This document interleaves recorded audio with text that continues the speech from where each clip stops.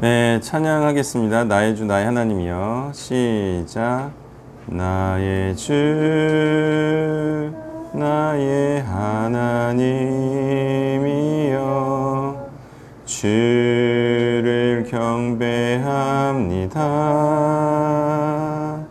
주 사랑하는 나의 마음을 주께서 아시나이다.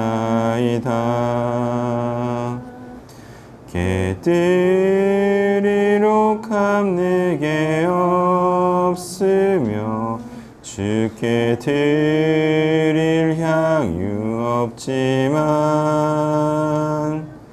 하나님 형상대로 날 빚으사 내 영을 내게 부어주소서. 나의 주 나의 하나님이여. 주를 경배합니다.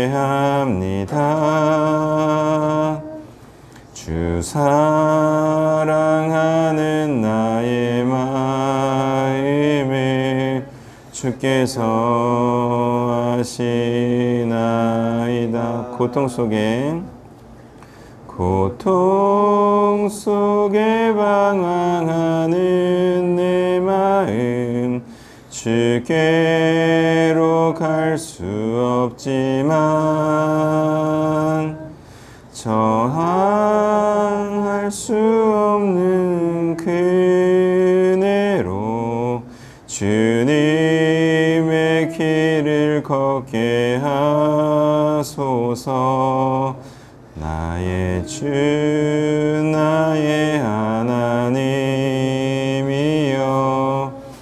주를 경배합니다.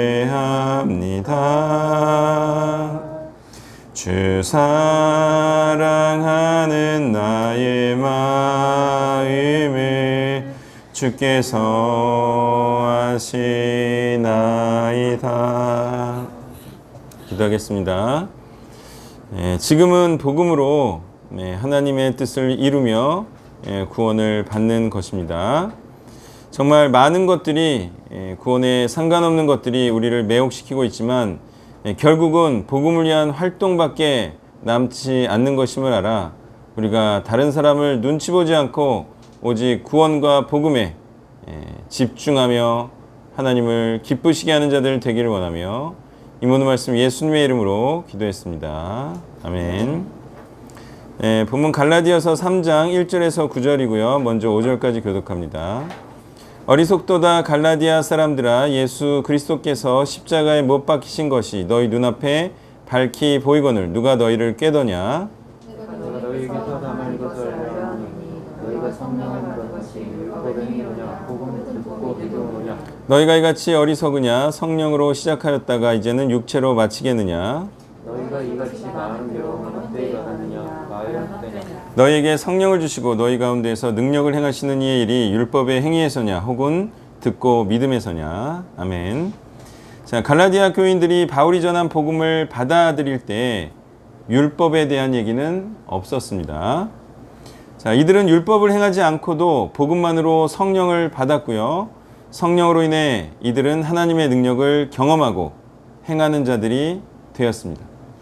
자, 이로 인해 복음을 위한 고난을 받기는 했지만 그 고난을 견디며 진리를 위한 고난이 값지다는 것도 손수 경험했을 것입니다.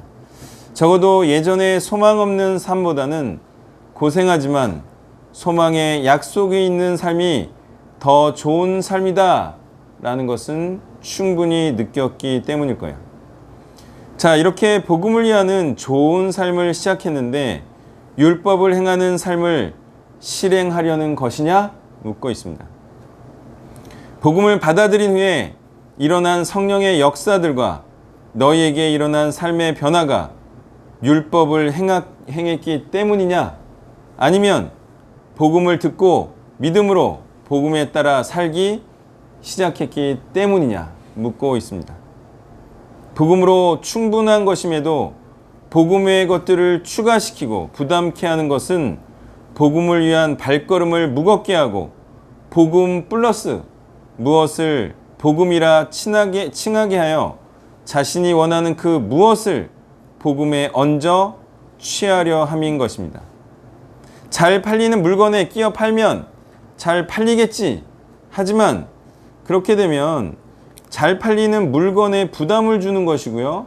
잘 팔리는 물건이 안 팔리게 될 수도 있는 것입니다. 왜 복음이 율법 때문에 그런 리스크를 져야 하는가?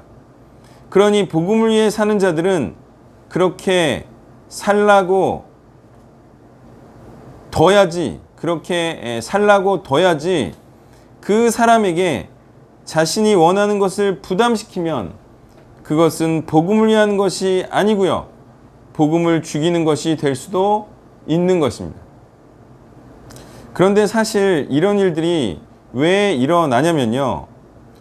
복음보다 더 좋아하는 것이 있기 때문에 일어나는 일이에요. 그래서 복음 위에 무엇을 하기를 원합니다. 또 복음을 전하는 자에게 이것도 해주기를 원합니다. 이렇게 요구를 하는 거예요. 예를 들어 복음을 잘 전하고 있는 선교사나 사역자에게 가정에 충실하라고 하는 것은 복음보다 가족을 더 좋아하기 때문이에요. 아니 복음 잘 전하고 있으면 되지 거기다가 뭘 또 하라 그럽니까? 그것은 자기가 복음보다 그걸 더 원한다라는 의사표현이에요. 복음을 잘 전하고 있으면 그걸로 감사하죠.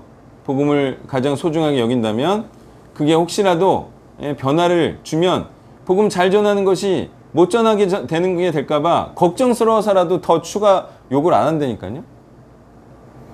자, 복음의 그 어떤 것도 부과하지 않기를 바랍니다. 복음을 더 잘 전하게 하기 위한 것이면 몰라도요. 기본적으로 복음 잘 전하고 있는 사람에게 뭘 이렇게 요구하면요. 그 사람은 복음보다 더 원하는 게 있다는 거예요.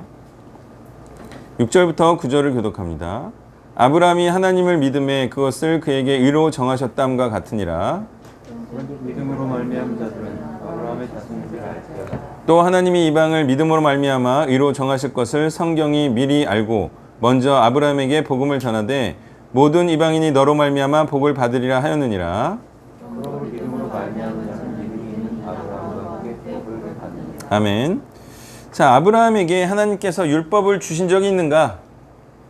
그냥 하나님의 말씀을 믿음으로 인한 결정과 신념대로 살아가는 것을 보시고 그를 의로운 자라 평가하심인 거죠. 아브라함에게 무슨 율법을 줬습니까? 아브라함 때는 율법이 없었어요. 자, 그런즉 하나님의 말씀을 믿음으로 하나님의 말씀에 따라 살아가는 자들은 아브라함의 자손인 것입니다. 이미 이방인들도 아브라함처럼 하나님의 말씀을 믿어 행함으로 의인이 되어 아브라함의 후손이 될 것을 성경이 미리 알고 예언해 두었는데요. 이것이 지금 복음을 통해 일어나고 있다는 것입니다. 자, 중간은 건너뛰고요. 중간을 왜 건너뛰어요? 된 것만 말해도 되잖아요. 아브라함이 순종함으로 하나님의 뜻을 행했고, 근데 율법은 순종하지 않으므로 하나님의 뜻이 이루어지지 않았기 때문에 이 중간 것은 생략해도 된다 이거예요. 된 것만 말해도 된다 이거예요. 실패한 경험은 건너뛰어도 된다는 거예요. 그래서 이 율법은 건너뛰고요. 아브라함에게 미리 복음이 전해진 것으로 치고, 아브라함에게 복음이 전해진 것으로 치고, 어쨌든 복음으로 연결되니까 아브라함이. 그래서 많은 이방인들에게 복음이 전해져서 복음을 믿음으로, 사실은 이게 복음을 믿음으로라기보다는 더 크게 말하면 하나님의 말씀을 믿음으로라는 표현이 더 맞죠. 복음이 전해지지 않았을 때는 하나님의 말씀을 믿음으로니까. 자, 그래서 어쨌든 결과적으로 복음을 믿음으로 아브라함이나 이방인이었던 자들도 함께 복을 받게 되었다는 것입니다. 자, 이는 순종하는 자가 아브라함의 복받을 후손이라는 뜻이고요. 아브라함이나 복음을 영접한 이방인들이 율법을 행함으로 복을 받는 것이 아님을 말씀하고 있는 거예요. 자, 이렇게 아브라함을 대입해 보니까 율법을 행함으로 구원이라는 복을 받거나 하나님의 뜻을 이루는 것이 되지 않는 것이 분명해졌고요. 오직 하나님의 말씀을 믿고 말씀에 따라 사는 것이 복되게 하는 것이라는 대원칙을 추출해낼 수 있는데요. 아브라함과 신약 사이에 하나님의 말씀으로 율법이 있었던 것은 사실이지만 지금은 복음으로 대체되었으니 복음을 행함으로 하나님의 뜻을 이루어가는 자가 되어 복을 받으라는 말씀인 것입니다. 하나님의 말씀이 이와 같이 시대와 사람에 따라 내용이 달라집니까? 달라지죠? 율법이 없을 때는 그때그때 하나님께서 족장에게 그때그때의 때에 따른 말씀을 줬어요. 일률적이지 않아요? 근데 모세의 시대가 되니까 이제 또 사람과 상황에 따라서 율법을 줘요. 그죠? 예, 뭐 국가공동체를 이뤄야 될 필요가 있었나 보죠? 율법이라는 걸 줘요 또. 예, 제사제도도 주고. 아, 제도화해요? 그리고 나서 보니까 또 때가 되니까 이제 율법이 없어지고 복음을 주시네? 아시죠? 아셨죠? 경직되면 안 돼요. 하나님 말씀이. 다 사람과 상황에 따라 달리 주어지는 거예요. 대신에 이게 이제 그 특히 달라진 게 그리스도가 오시기 전과 후로 크게 달라지죠. 그럼에도 불구하고 복음이라는 것도요, 절대로 일률적이지 않습니다. 사람에게 상황에 따라서 주어지는 복음의 대원칙은 있을지언정 이 사람이 복음을 위해서 어떻게 행해야 될지는 그 사람과 상황 그리고 대상에 따라서 조금씩이라도 달라지는 거예요. 절대로 공식화하면 안 되고요. 교리화해서도 안 됩니다. 성경이 다 상황에 대한 대처고 시대에 대한 대처임을 우리가 알고요. 절대로 경직되지 말고요. 정말 복음을 위한 선택이 무엇인지 거기에 집중해야 될 필요가 있습니다. 네. 자, 그래서 말씀을 정리하면요. 지금은 복음으로 하나님의 뜻을 이루며 구원을 받는 시대입니다. 자, 그래서 율법의 정신이 무엇이냐? 율법은요, 복음 외에 다른 것들을 자꾸 더하려는 정신이에요.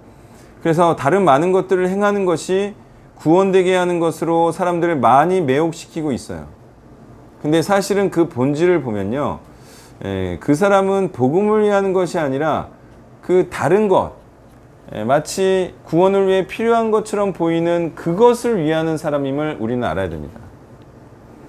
그리고 또 알아야 되는 것은요, 결국 남는 것은요, 복음을 위한 활동밖에 없어요.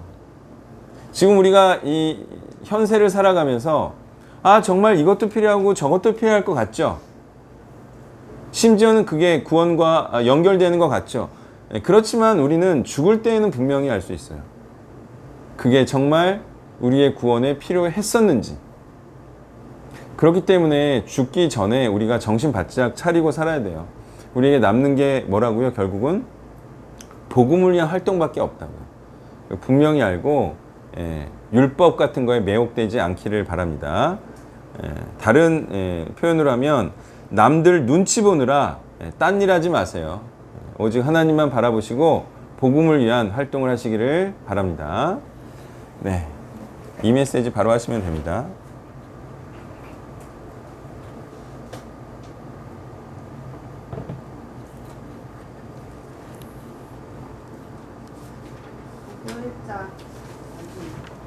네, 목요일자. 갈라디아서 1장 11절부터 24절 말씀. 네, 갈라디아서 1장 11절에서 24절. 11절부터 14절까지 읽어가겠습니다.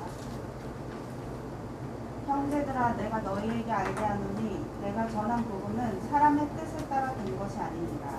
이는 내가 사람에게서 받은 것도 아니요 배운 것도 아니요 오직 예수 그리스도의 계시로 말미암은 것이라.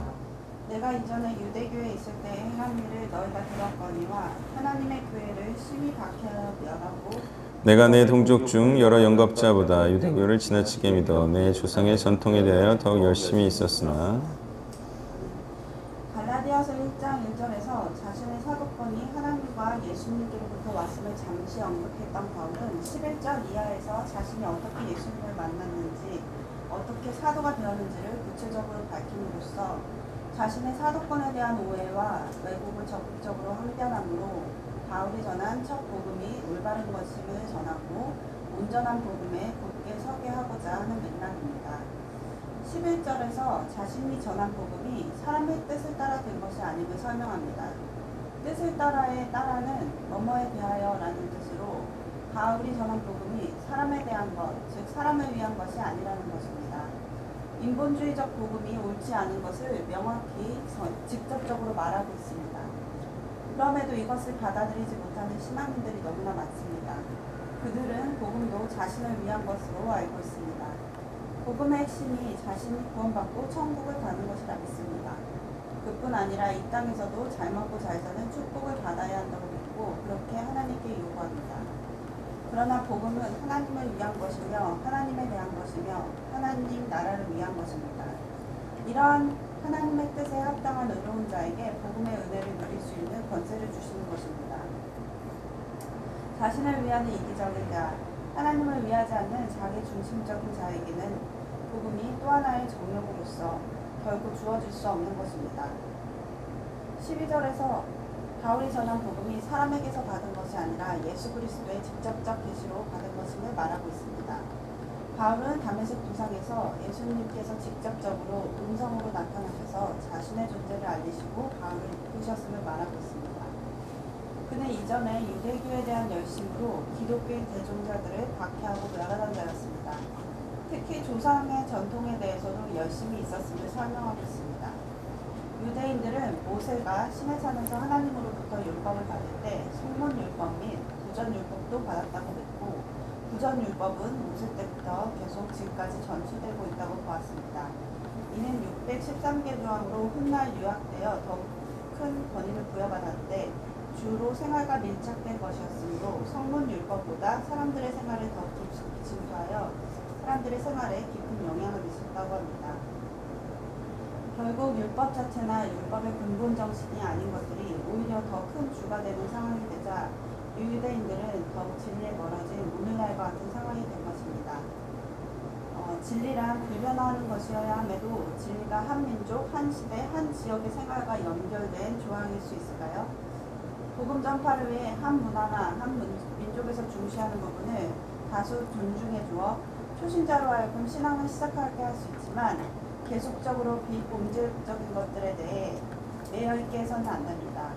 말씀에 소소한 조항들이 강조되다 보니 왜곡이 발생하게 되는 것입니다. 결국은 성경이라는 본질에 집중해야 모든 민족과 모든 시대를 초월하는 진리를 발견하고 그에 합당한 삶을 살 수 있는 것입니다.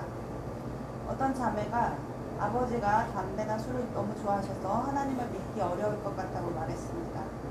담배나 술이 건강에 좋지 않지만 무엇보다 복음에 관심이 없는 것이 더 문제이니 술과 담배를 끊어라 라는 말 대신 만날 때마다 복음을 설명해 드리는 게 좋겠다고 말해 주었습니다.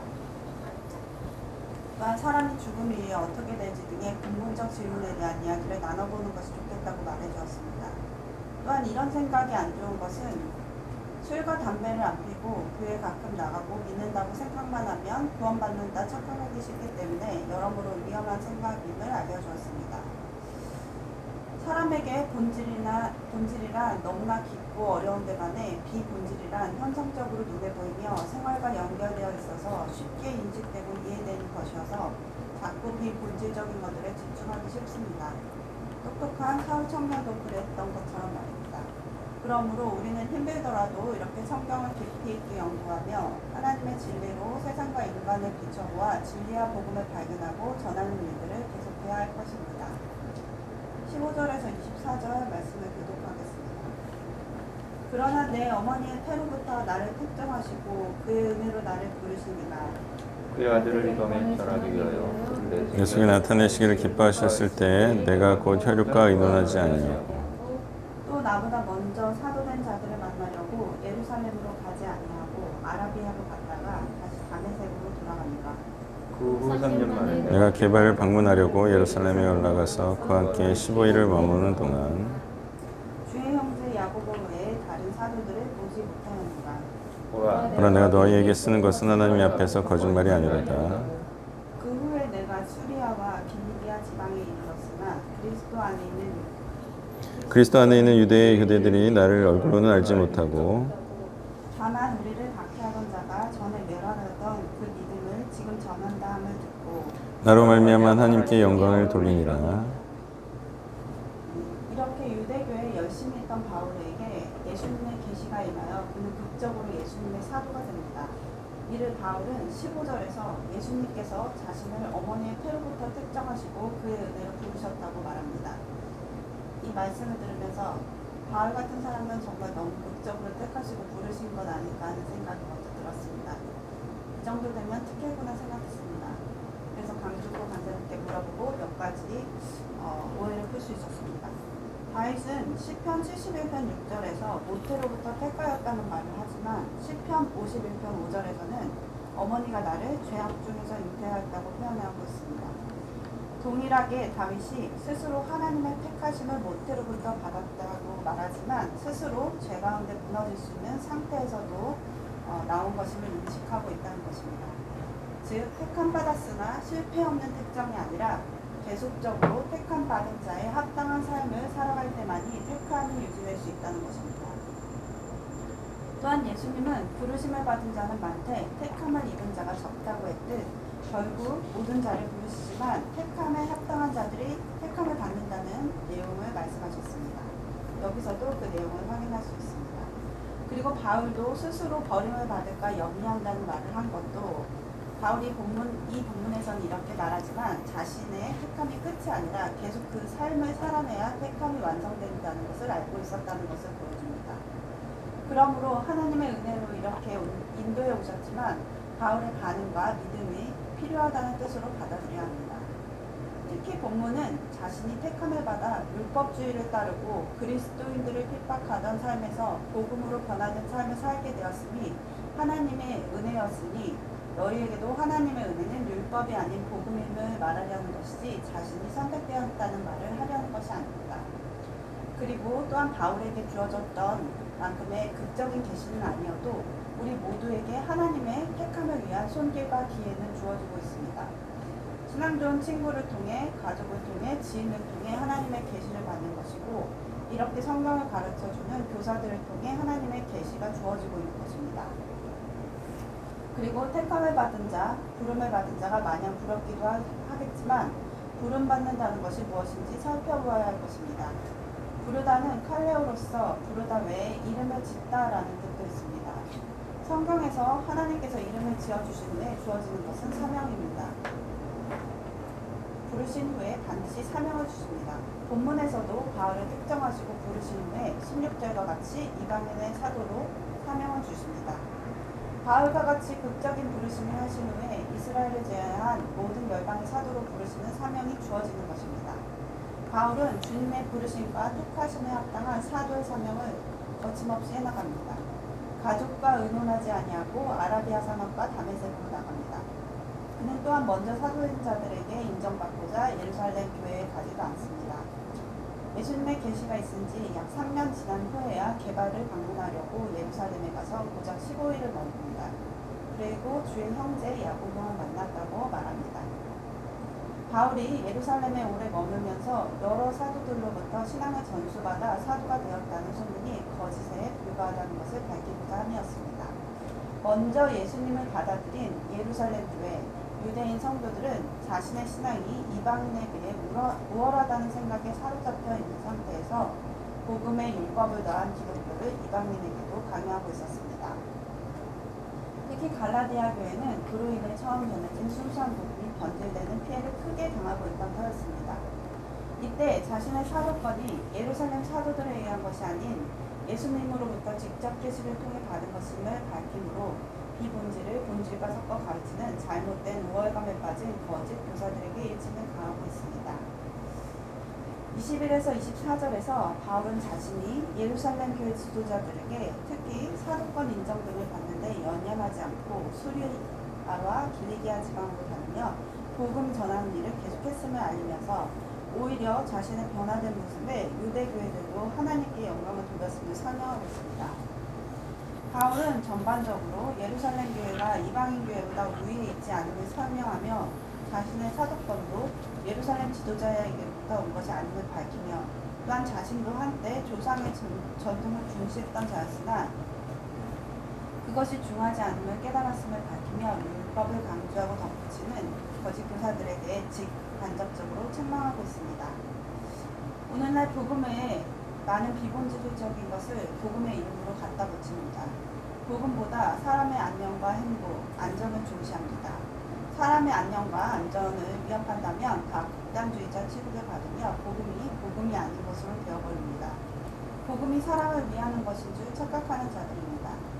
말씀을 깊이 있게 연구하고 묵상하여 이런 자들에게 복음의 가치는 모든 것보다 우위에 있다고 논리적으로 단호하게 바울과 같이 설명할 수 있는 자가 되어야겠다고 생각했습니다. 그래서 진리와 복음이 비본질적인 것보다 못한 것이 되지 않도록 해야겠다고 다짐했습니다. 네, 아멘. 자, 이제 사람의 뜻이 나와요. 사람의 뜻. 이 사람의 뜻을 쓴 이유는 이제 하나님의 뜻과 반대되는 의미에서 사람의 뜻이라고 했는데, 이제 사람의 뜻이니까 누구를 위한 뜻이겠어요? 사람을 위한 뜻이죠. 이걸 뭐라 그래요? 신본주의라 그러죠. 그러면 하나님을 위한 뜻은 뭐라고 불러요? 신본주의라고 부르죠. 그러니까 인본주의와 신본주의의 싸움이에요. 자, 하나님과 동등됨을 취하려 하는 거는 누구밖에 없어요? 사람밖에 없죠. 그러니까 이 사람과 하나님의 싸움이다. 사람의 뜻과 하나님의 뜻과의 싸움이다. 그러니까 666과 777의 싸움이다. 그래서 뭐 하나님을 흉내내려 한다는 것도 하나님의 말씀을 가지고 자기를 위하는 그런 뜻으로 바꾼다는 의미겠죠. 그래서 이제 그 인본주의가 신본주의를 흉내내지만 이게 뭐예요? 인본주의가 어떻게 신본주의를 흉내내죠? 한번 생각해 보세요. 야, 우리의 뜻이 하나님의 뜻이야. 이렇게 흉내내겠죠. 그럼 어떻게 하면 그렇게 할 수 있어요?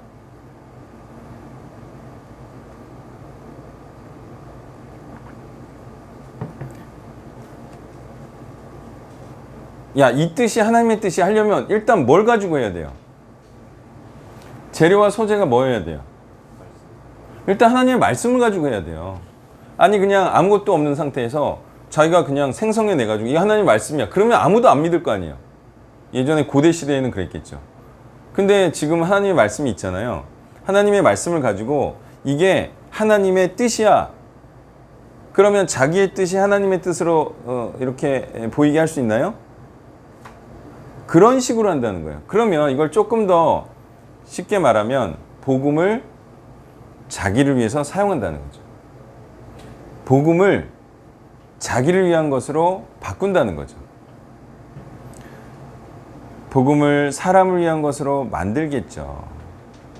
그래서 복음은 하나님을 위한 것인데 마치 복음은 자신을 위하는 것인 줄, 그냥 원하는 대로 다 되게 하는 것인 줄, 그리고 아무나 구원하는 것인 줄, 이렇게 바꿔버리면 복음이 자신을 위한 게 되고 또 사람을 위한 게 되죠. 자, 바울은요 왜 바꿔 탔을까요? 율법에서 복음으로? 왜 바꿔 탔을까요? 거기다 투자한 게 얼만데? 투자한 시간, 율법에 대한 지식, 그런 걸 다 포기하고 복음으로 갈아탈 때는 이유가 있겠죠. 사람이 뭘 하다가 이렇게 전업을 하든지 전공을 바꾸잖아요. 이유가 딱 하나밖에 없어요. 뭐예요?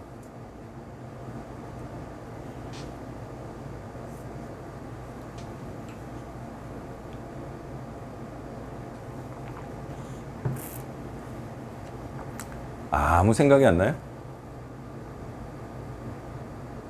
아니, 하던 일을 바꾼다니까요. 전공을 바꾼다니까요. 이유가 하나밖에 없죠. 그게 뭐예요?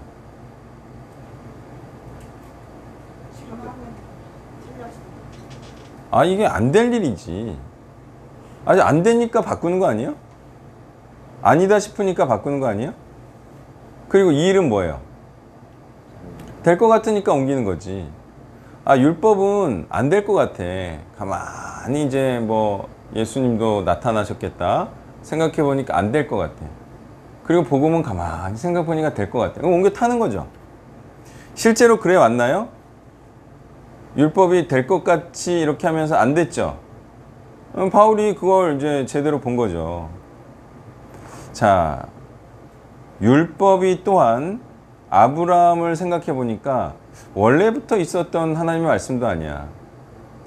그러면은 이게 진리가 아니라는 걸 이제 충분히 알 수가 있잖아요. 그래서 율법이 진리가 아님을 깨달았고요. 또 율법이 소위 이스라엘을 구원하는 것도 아니고 소위 승리케 하는 것이 아님을 바울이 알게 된 거예요. 다메섹 도상에 예수님의 현현으로 말미암아 그걸 이제 퍽 깨달은 건데, 그 깨달음에 있어서 중요한 역할을 한 게 뭐예요? 예수님의 부활이었죠. 그게 뭐예요? 이 복음이라는 것이, 예수님이 가르친 이 가르침이, 이 복음이 죽음을 이기게 하는 거구나. 진정 죄를 극복하고 이기게 하는 것이구나. 이것도 깨달았겠죠? 되는 것이구나 라는 걸 깨닫게 했다는 거예요. 그래서 갈아타 버린 거예요. 자, 그 다음에 15절부터 24절 보면, 여기에 이제 번외 얘기가 될 수는 있지만 혈육과 의논하지 않았대요. 이게 맞나요?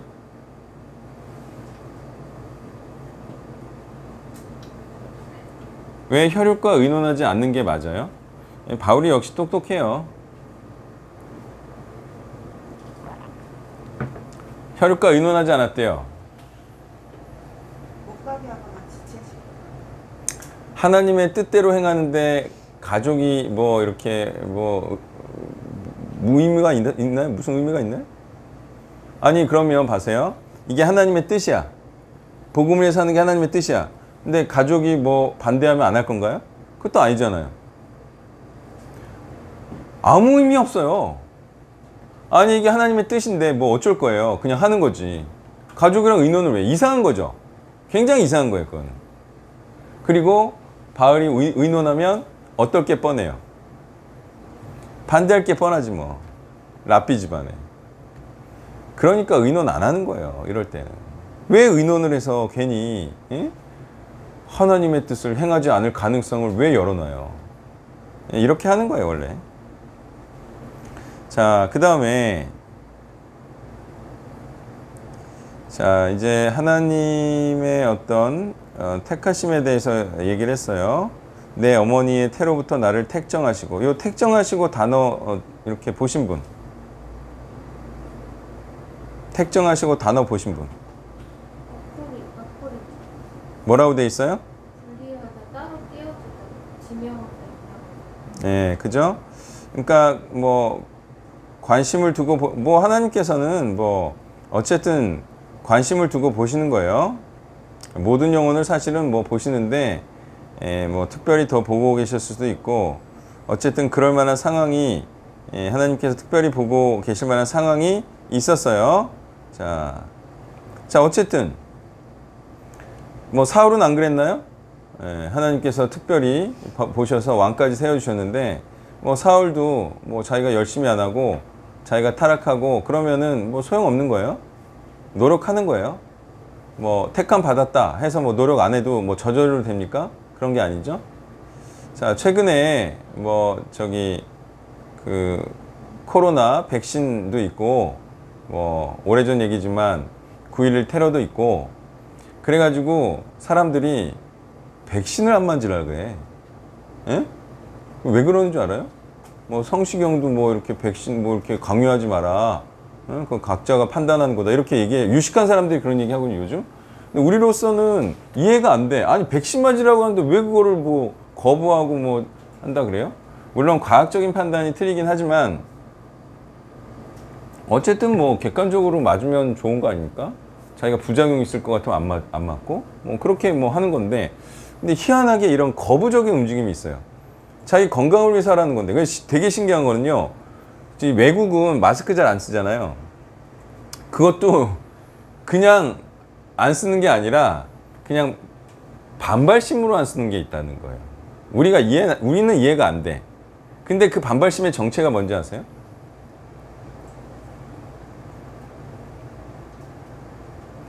민주주의의 쇠퇴를 우려한다 이거예요. 국가의 일괄적인 통치 있죠.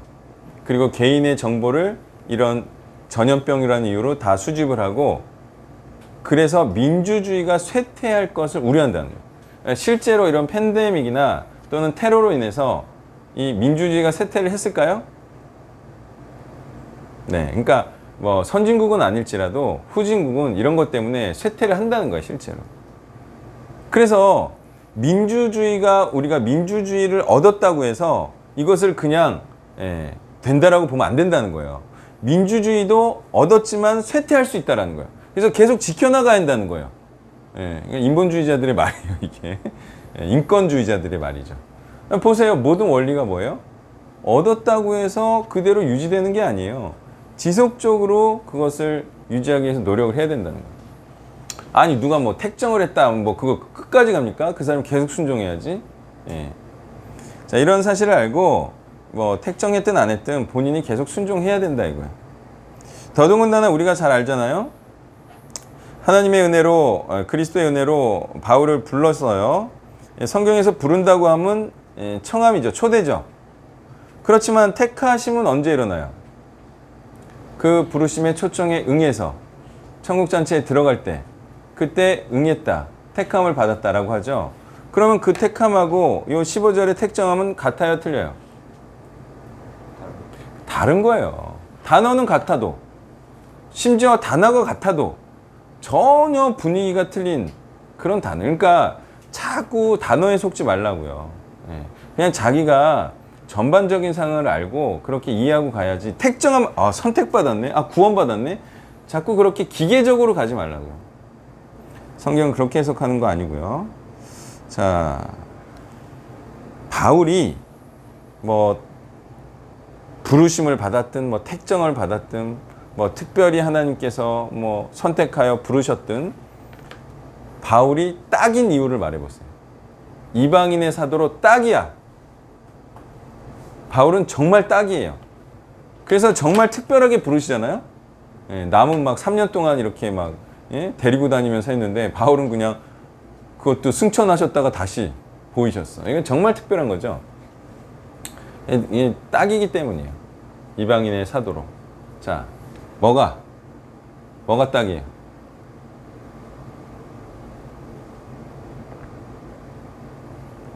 율법을 너무 잘 알고 율법의 가치를 또 잘 알게 그래서요?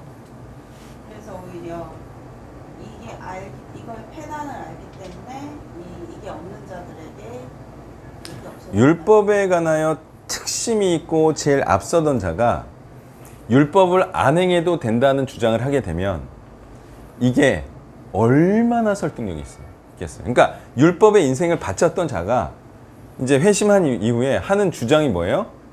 율법 안 행해도 돼 라는 것을 주장을 하면 이 주장이 얼마나 설득력이 있겠어요. 그래요, 안 그래요? 그러니까 바울이 이제 다메섹 도상에서 예수님을 만나서 이제 비늘 같은 게 벗겨지고 그 다음에 결단을 합니다. 어떻게 결단을 해요? 내가 복음을 위해서 살리라 결단을 하죠. 그리고 나서 주장하는 게 율법 안 행해도 된다는 것을 주장을 했는데 이때 하나님과 예수님이 기분이 어땠을까요? 조마조마했는데 야, 이 거물급 인사가 영입된 거예요. 근데 이 모티브를 딴 게 뭐냐면 2013년에 오블리비언이라는 영화가 있어요. 탐 크루즈 주연의. 근데 그게 여기서 아무래도 모티브를 딴 것 같아. 그러니까 어떤 뭐 지구 침략한 어떤 뭐 이것도 뭐 기계 조직이겠죠. 뭐 하여튼 외국 그러니까 침략자예요. 근데 이 탐 크루즈하고 이 탐 크루즈의 짝이 이거를 이제 뭐 처부수기 위해서 가는지 막 가요. 가다가 오히려 이제 포로가 돼요. 그리고 나서 이 두 사람이 이 침략자를 위해서 일하는데 이제 어떻게 뭐 미래적이니까 뭐 세뇌를 했겠죠. 해가지고 기억을 다 지우고 이 침략자를 위해서 이렇게 살아가는 요원들이 되는데 이 하는 이제 세뇌 당한 게 뭐냐면 이 침략자들을 이기고 우리가 지구를 지금 이제 좀 보존한다. 뭐 이런 이제 미션으로 알고 해요. 근데 나중에 알고 보니까 오히려 침략자가 전쟁에서 이겨서 이들을 세뇌시켜서 자신들 위하는 일로 만드는 거예요. 근데 이 톰 크루즈를 이 소위 아직 지구를 지키는 진짜 외계인이 아닌 자들이 있어요. 이 사람이 이 톰 크루즈를 이제 진실을 알려서 자기 편 굉장히 리스크를 감수하고 합니다. 그러면서 마침내 톰 크루즈가 이 진리를 알고 다시 이 진짜 지구인 이 잔존 세력에 위해서 이제 목숨을 바쳐서 헌신한 자가 되어, 그리고 되니까 무슨 일이 일어난 거예요? 그때는 또 원래 외계 침략자가 톰 크루즈를 자기 편으로 만들 때는 무슨 일이 일어난 거예요? 이 톰 크루즈가 최정의 요원이에요. 인간 중에 이 우주적 기술을 활용하고 어쨌든 뭐 전투 능력 이런 게 최정의 요원이에요. 이게 외계 침략자가 뺐을 때 어떻게 했어요? 엄청나게 좋았겠죠. 그래서 막 복제해가지고 막 써. 네? 복제해가지고 막 써. 근데 이걸 다시 뺏어오는 거지. 다시 회복시키는 거지. 자, 이때 기분이 어떤 거예요? 이걸 뭐라고 부르냐면 괴수를 우리 두목이 되게 했다 이런 거예요. 뭐라고요? 괴수를 적의 수장을 우리의 두목이 되게 했다. 굉장한 거죠? 그게 다메섹 도상에서의 사건이었어요. 엄청난 능력의 상대의 적을 우리의 편이 되게 했는데, 그리고 실제로 바울이 복음의 편, 율법의 편에서 복음의 편이 되고 한 이룬 업적을 보면 베드로보다 훨씬 많은 업적을 남기죠. 이때 하나님과 예수님 쾌재를 불렀을 거예요. 야, 이거 됐다. 네, 엄청난 놈 우리 편으로 만들었다. 그래서 세계복음화가 바울을 통해서 됐다라고 할 정도로 어마어마한 업적을 남기죠. 네, 그래서 딱인 거죠. 실제로 딱이었나요? 이방인들을 복음화시키기에 정말 딱이에요. 그 인물이 바로 바울이었다는 거예요. 자, 성주자매부터 시작하겠습니다. 서열자 본문의 12절, 13절을 봤습니다. 이 베드로 잘못으로 좀 다른 사람들까지 잘못을 하고 있는 모습을 좀 볼 수 있는데, 이렇게 복음의 내용이 왜곡되어져서는 안 되는 이유는 한 사람만이 아니라 다른 사람 모두에게도 영향을 끼쳐서 그들도 복음을 왜곡하고 잘못되게, 그러니까 마침내 훼손까지 하게 되는 결과를 만들어 버리기 때문입니다. 따라서 그러니까 분명한 성경이 말하는 복음대로 말하는 것을 분명하게 알아야 할 것이고, 중요한 것은 그 아는 대로 또 진리대로 숨기지 않고 행동을 해야 된다고 했습니다. 자, 이제 그 외식을 하게 되면 이제 번져가는 게 문제라는 거 아니에요, 그죠? 예, 바리새인의 누룩처럼 이게 어떤 사람이 뭐 영향력 있는 사람일수록 더 그런데, 이 사람이 이렇게 하면 그걸 굳이 안 해도 되는데 그것을 따라 행하는 쪽으로 간다 이거야. 그러면 안 하면 되잖아요. 지도자가 안 하면 되는데 이게 외식 쪽으로 간다 이거야. 그러니까 복음을 행하면 되잖아요, 그죠? 근데 복음을 행하지 않고 이 복음을 자꾸 포장하는 쪽으로 간다 이거야. 그냥 다이렉트하게 복음을 위해서 살면 돼요. 그래 안 그래요? 살면 돼요. 복음을 위해서 살면 돼. 근데 이거를 뭘로 포장을 해야 돼. 왜 자꾸 그냥 간단하게 복음을 위해서 살면 되잖아요. 근데 사람들이 이 복음을 위해서 사는 것만으로는 안 되나 봐요. 자꾸 사람들에게 뭐 이렇게 좋아 보여야 하나 봐요. 그러면서 뭐를 자꾸 추가시켜요. 사람들이 원하는 것을 추가하죠. 그래 어떻게 할 테니까. 베드로 입장도 마찬가지예요. 아니 그냥 복음만 주장하고 복음을 위해서 이제 행하면 되지 왜 율법을 행하냐 이거예요. 사람들이 율법을 행해주면 복음을 잘 믿어줄 것처럼 그렇게 행세를 하니까. 아니 사람 안 떨어뜨리려면 그렇게 해야 되죠. 사람 안 떨어뜨리려면 그들이 원하는 걸 해줘야 되죠. 그게 외식이에요. 사람들이 원하는 걸 안 해주면 교회 나가니까. 그러니까 해줘야지. 그럼 뭘 해줄까요? 뭐 그들을 위한 기도도 해줘야 되고, 그죠? 예. 그들이 이제 구원받을 것처럼도 해줘야 되죠. 이게 다 외식 아니에요? 아니, 구원받지 않을 건데 구원받을 것처럼 해주면 외식 아니에요? 그죠? 아니, 왜 축복받지도 않은 사람한테 왜 축복을 해줘? 왜? 그거 안 해주면 갈 것 같으니까. 그러니까 축복을 해주는 거지. 아니, 그냥 복음을 그냥 정확하게 정말 하나님의 뜻대로 전하면 되잖아요. 근데 사람들이 자꾸 원해요. 외식해달라고. 나한테 축복해달라고. 안 하면 사역이 어려워지잖아요. 어때요? 외식하는 게 쉬워요? 어려워요? 외식하는 게 쉽고 외식 안 하는 게 어렵죠? 정말 그 사람들의 어떤 요구 조건을 들어주지 않는 거는 관계 파괴를 의미하기 때문에 외식하지 않는 건 정말 힘들어요. 그러니까 외식하지 않으면 어떻게 된다는 거예요? 사람들로부터 비난을 받고 비방을 받고 또 겸손하지 않다. 사람들의 뜻에 맞춰주지 않으니까 교만하다. 그리고 사람들이 싫어하니까 비난을 하고 결국에는 자기의 뜻과 다른 그런 주장을 하니까 죽이려고 하는 거죠. 자, 이제 외식은요, 그 이제 말에서 우리가 느껴질 수 있듯이 자기를 치장하는 거예요. 근데 그 치장하는 게 주된 게 뭐예요? 바리새인들이 주로 치장한 게 뭐였어요? 나 신앙 좋다. 나 복음을 위하는 사람이다.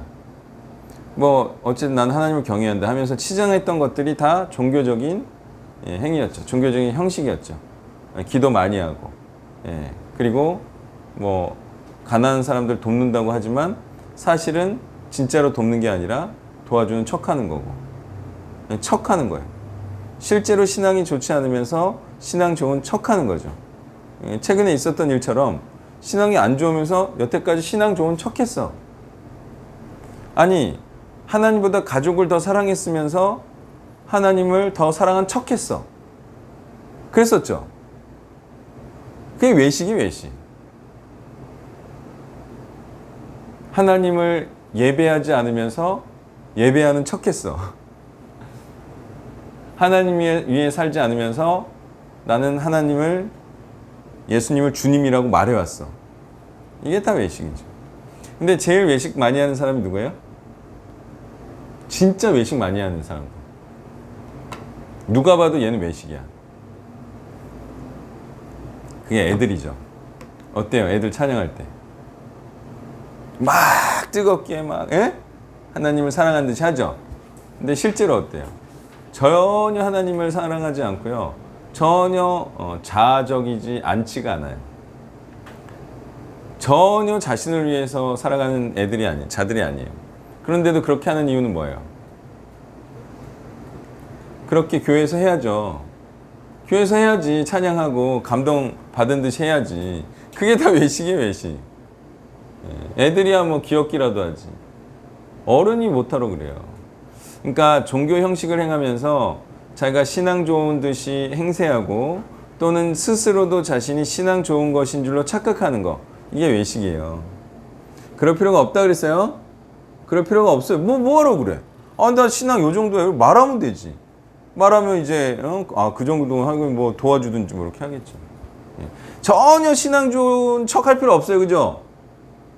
그러니까 최근에 간사도 그랬다는 거 아니에요. 지가 신앙도 안 좋으면서 신앙 좋은 척 해가지고, 그죠? 오버페이스 하고 그래가지고 떠나가고. 이게 뭐야 이게. 지가 조건만 딱딱 맞춰가지고, 간사 조건만 딱딱 맞춰가지고 간사 됐는데 감당을 못하는데 간사하면 뭐해? 그래 안 그래요? 아니, 자기가 솔직히 간사를 할 정도의 어떤 역량이 되고 그 다음에 솔직히 간사 될 만합니다 해서 했어야 되는데 왜 혜택을 보고 했든지 분위기를 봐서 했든지 얘가 오버페이스 한 거야. 오버페이스. 그래 놓고 사역 다 놓고. 이게 뭐라는 거예요? 하나님 앞에 솔직해야 돼요.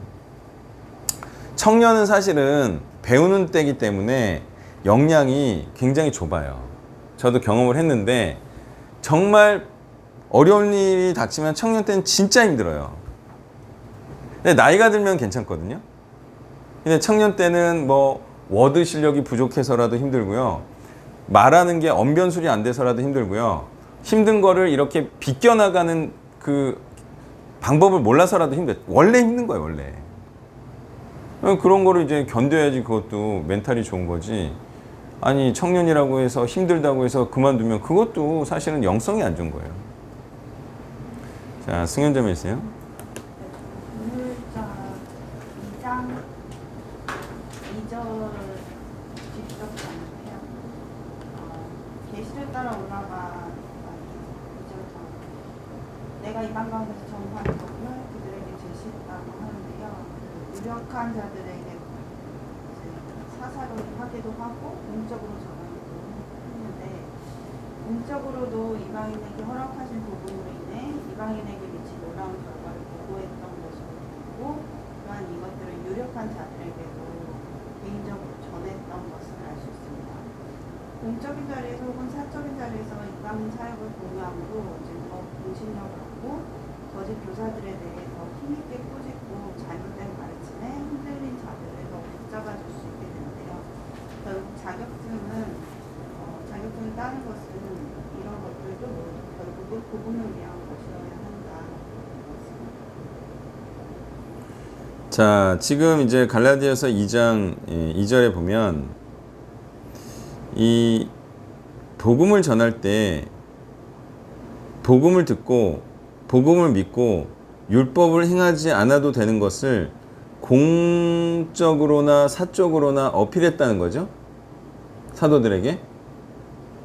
당연히 예루살렘 공의회에서도 율법을 행하지 않아도 된다는 것을 어필을 했고요. 그죠? 공증을 받았고요. 개인적으로도 설득해야 될 거 아닙니까? 그죠? 자, 이런 이제 공적으로나 사적으로나 계속 설득을 했다는 거고요. 이 이유가 뭐냐? 바울이 여태까지 이룬 선교 업적이 헛된 것이 되지 않게 하기 위해서 이런 노력을 했다는 거예요.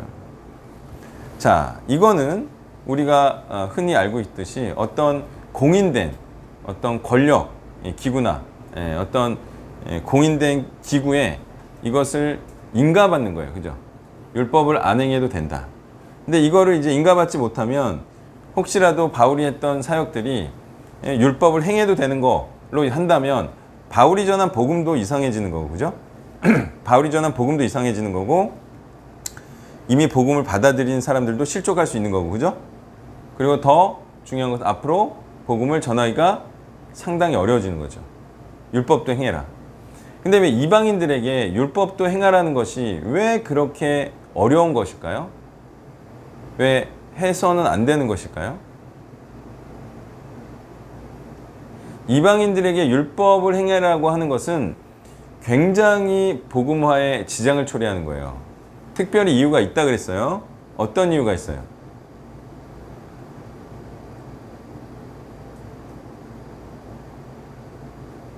첫 번째로 지리적인 이유가 있다 그랬어요. 율법에는 중요한 것 중에 하나가 뭐예요? 3대 절기를 지켜라예요. 못 가요. 너무 멀어서. 못 지킨다고요. 그러니까 율법도 지켜라 하면 못 지키는 걸 지키라고 하는 거예요. 단기 선교 가도 기둥뿌리가 흔들리는데 1년에 3번 가봐요. 그럼 뭐 못해요, 아무것도. 자, 그 다음에 이방인들에게 율법을 지키라고 했을 때 어떤 느낌을 받을까요? 다른 나라의 문화를 받아들여라라는 느낌으로 충분히 받을 수 있죠. 유대적인 어떤 문화와 관습을 따르라라는 어떤 그런 조금은 지역적인 종교로 받아들일 가능성이 있어요, 없어요? 있다고요. 그러니까 그렇게 하면 복음을 전할 수 없다라고 바울이 말하는 거예요. 굉장히 중요한 문제죠. 네. 그래서 복음에서 율법을 걷어내려고. 아니죠. 원래 복음에는 율법 자체가 없었죠. 그러니까 순수 복음만 전해도 되는 거를 이제 인가받기 위해서 이제 이런 어필과 노력을 했다는 건데요. 자, 근데요. 이게 필수입니까? 아닙니까? 필수입니까? 아닙니까? 인가받는 게.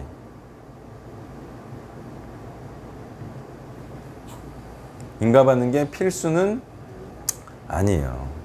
그렇지만 인가 받는 게 훨씬 유리하긴 하죠.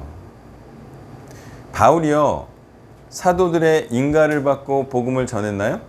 아니죠. 그러면 율법을 전하지 않아서 성령을 못 받았나요? 그것도 아니죠. 그냥 방해받지 않기 위해서, 방해 세력들을 퇴치하기 위해서 이런 절차를 밟은 것일 뿐, 본질적인 것은요, 바울이 그냥 복음을 가지고 전한 거예요. 그게 핵심이에요. 그게 일이 되게 하는 거예요. 근데 보세요. 이 사도들에게 인가를 받았어. 인증을 받았어. 그러면서 복음을 안 전했거나 안 전하면 무슨 소용이에요? 그래요, 안 그래요? 그러니까 중요한 거는요, 복음을 전하는 거라고요. 예? 자격증을 따거나 인가를 받는 게 중요한 게 아니라 복음을 전하는 게 제일 중요해요. 자, 이제 뭐 컨설팅 하는 사람들도요, 뭐 공부를 많이 했어. 뭐 자격증을 땄어. 예? 영업 안 하면 아무 소용 없어요. 근데요, 자격증 없어도 영업하는 사람이 잘 될까요? 아니면 자격증 있고 영업 안 하는 사람이 잘 될까요? 결국은 영업이에요. 결국은 영업이라고요. 제가 컨설팅 하는 사람들 중에 경영지도사로 잘 된 사람을 본 적이 없어요. 물론 어디 있겠죠. 근데 저는 본 적이 없어요. 왜? 자격증을 땄는데 영업력이 없어. 다 그렇진 않겠지만 제가 본 사람들 중에는 물론 잘된 분도 있지만 많은 경우 그렇다 이거예요. 뭐가 핵심이라고요? 자격증이 핵심이 아니에요. 절대. 영어, 그리고 진짜 실력, 진짜 지식, 이게 중요한 거예요. 그게 진짜 동의가 돼요? 많은 사람들이 신학교 가서 사역을 못 한다고요. 예? 많은 사람들이 신학교 가서 사역을 못 해요. 우리 단체도 있죠. 신학교 갔는데 전도사도 못 하는. 있어요, 없어요? 누누이 말하잖아요. 실력부터 키워. 이게 먼저예요. 아셨죠? 그러니까 제가 사역 2년 하고 나서 신학교 가라고 하고 그게 성골이고 신학교부터 가면 진골이라고 몇 번을 말했는데도 그냥 신학교부터 가가지고 왜 그렇게 신학교를 중시하냐 이거예요. 아니에요. 진짜 성경을 잘 알고 이걸 잘 전하는 이 사역적 실력이 진짜 중요한 거예요. 여러분 동의했죠 지금? 응? 예전에 제가 이렇게까지 자세하게 설명 안 해줘가지고 사람들이 의심한 건가? 그런 것 같죠? 케이스가 없어서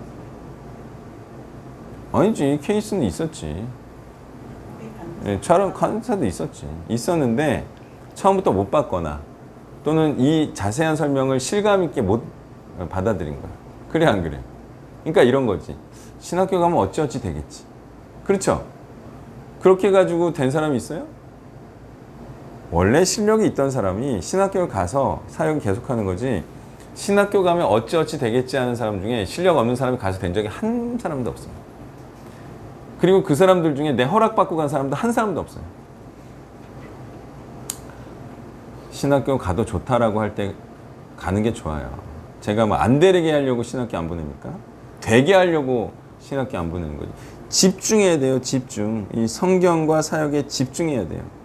그거 안 하면 나중에 될 타이밍이 더 늦어지고 될 수 있는 시간을 더 귀한 시간을 더 써버린 거예요. 자, 박성현님이세요. 수요일 본문 갈라디아서 1장 7절 말씀 있습니다. 여기 보면 다른 복음에 대해서 나오는데 다른 복음이 무엇이고 또 어떻게 해야 다른 복음의 꾀임에 빠지지 않을 수 있는 것인가에 대해서 생각해봤습니다. 7절을 보면은 그리스도의 복음을 변하게 했다라고 나오고 8절 9절을 보면은 복음 외에 다른 복음을 전했다라는 구절로 미루어 보는데 복음 자체를 부정하지는 않지만 바울이 전한 복음에 다른 것을 추가한 복음으로 보여집니다. 복음에 추가된 것이 뭐가 나쁘고 그렇게 잘못되었는가라고 생각할 수 있겠지만 갈라디아 교회를 향한 바울의 편지에서 보면은 이것의 위험성과 심각성을 볼 수 있었습니다. 복음이 좀 변질되는 것은 물론이고 교인들을 속여서 복음에서 떨어져 나가게 하는 일이 될 수도 있다는 것입니다. 7절에 보면은 교란하다는 타라스로 함께 뒤흔들다, 선동하다, 어지럽히다의 뜻이 있고 오늘 본문 3장 1절에서도 너희를 꿰었다라고 말하고 있습니다. 매혹시키고 유혹해서 흔들릴 수 있다는 것입니다. 이렇게 갈라디아 교인들이 교란되고 깨어질 수 있었던 것은 사실은 그리스도의 십자가 사건을 알고 있었고 복음이 그 사건에 기초된다는 사실을 이미 배우고 있었지만 그 의미에 대해서 충분히 몰랐기 때문이 아닐까라고 생각했습니다. 그래서 다른 복음을 들으면은 쉽게 흔들리고 매혹되는 것일 수 있겠구나라는 생각이 들었습니다. 배웠다고 해서 다 아는 것이 아니고 그 의미에 대해서 확실하게 알아가고 실감하는 것이 필요한 것이고 그래야 흔들리지도 않는 것이고 또 게임에 넘어가지도 않을 수 있겠구나라는 생각이 들었습니다. 네, 갈라디아서 1장 9절에 다른 복음을 전하면 저주를 받을지어다. 6절에 다른 복음을 따르는 것을 내가 이상하게 여기노라. 그러니까 다른 복음이 나는 다른 복음이다라고 말하지 않는다 그랬어요. 예, 다른 복음은 복음인 척하지만 복음이 아닌 건데 여기서 말하는 다른 복음은 복음에 다른 것을 추가해서 복음처럼 보이지만 다른 복음을 말한다는 거죠. 그래서 다른 복음이 되는 방법은 여러 가지가 있는데 뭐 여러 가지 형태가 있지만 방법은 두 가지예요. 한 가지는 뭐예요? 복음에 하나를 얹어. 그럼 다른 복음이죠. 또 복음에 뭘 빼. 그럼 다른 복음이에요. 그러니까 추가하거나 빼면은 그건 다른 복음이 되는데 여기서는 이제 그 율법을 섞어버린 거죠. 율법을 섞어버려서 이게 복음이 교체된 거예요? 복음이 다른 걸로 교체된 거예요? 변질된 거예요? 복음을 변질시킬 때, 야, 복음 아니야. 뭐, 딴 거야. 뭐, 가족이야. 뭐, 직장이야. 뭐, 돈이야. 이렇게 절대 안 한다는 거예요.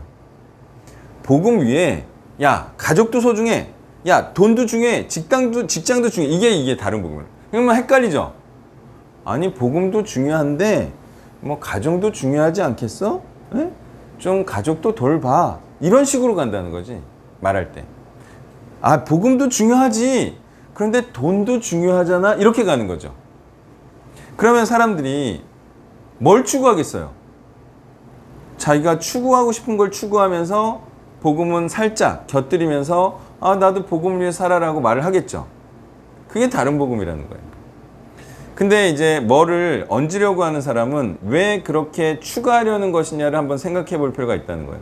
복음 위에 왜 자꾸 이 순수 복음 위에 왜 자꾸 뭘 더하려고 그래요? 이유가 뭐예요? 율법이 더해지는 게 누구한테 좋아요? 자기한테 좋으니까 율법을 얹으려고 하겠죠. 자기한테 익숙한 거를 얹으려고 하겠죠. 자기한테 도움이 되니까 얹으려고 하는 거예요. 아니 뭐 강의라도 한번 더 하지 뭐 율법 강의. 그죠? 네. 자기가 잘 알고 자기가 잘할 수 있는 거를 얹어서 복음과 함께 장사를 해 먹으려는 거예요. 그러면 보세요. 정말 이 그 순수한 복음을 좋아하는 사람은 어때요? 그런 걸 보고 어떤 감정을 느낄까요? 싫지 않겠어요? 싫겠죠. 근데 그 사람이 얹으려고 하는 걸 좋아하는 사람은 어떻겠어요? 좋아하겠죠. 아셨죠? 자꾸 순수 복음에 뭘 더하려고 할 때 싫어하는 사람은 그거는 진짜 복음을 좋아하는 사람이에요. 아니면 그게 싫을 수는 있지. 그게 싫을 수는 있죠. 자, 우리가 이제 복음 외에 애들한테 하라고 하는 게 공부가 있잖아요. 그거는 이제 복음과 연결되기 때문에 우리가 얘기하는 거죠. 근데 복음을 위해서 뭐 애들에게 공부를 열심히 가르쳐야 됩니다 라고 말하는 사람이 있겠지만 거기에 진짜 자기가 공부를 잘했기 때문에 공부 잘하는 거를 막 외치는 걸 좋아하는 사람도 있을까요? 그렇죠. 자기가 공부 잘했던 거 자랑하려고. 자기 좀 이렇게 지위 좀 높이려고. 그런 사람이 있다니까요. 그러니까 사람이 자기가 그 모임에서 높아지고 존경받기 위해서 자신이 잘한 거를 높일 수가 있어요. 그게 복음이 그걸 높이는 거예요. 자, 그러니까 오직 순수하게 복음만을 좋아해야 다른 복음을 따르지 않을 수가 있다.